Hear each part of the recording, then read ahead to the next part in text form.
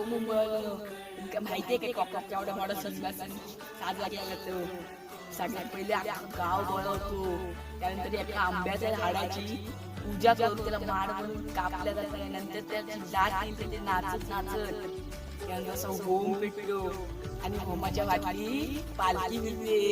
आणि तुम्हाला माहितीये का तिथे पाठोपाठ ना नवीन लग्न नवरदेव पण फिरतात. काय म्हणली त्यानंतर पालखी जाते सानेवर आणि सानेवर नंतर वाडी सगळ्यांची घराघरी फिरते. माहिती आहे तुम्हाला.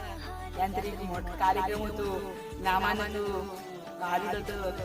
त्यानंतर सगळ्यात एक मोठा कार्यक्रम होतो पालखी आणि देवळाजवळ. त्यानंतर अशी धमक्यात नाचवली जाते ना पालखी, पूर्ण लाल मागचा धुरला उडला होतो. ते काय समजली आणि साईबत तुम्ही आमच्या जागा नाही पाठवत, काय नाही पाठवत, नाही काय समजली.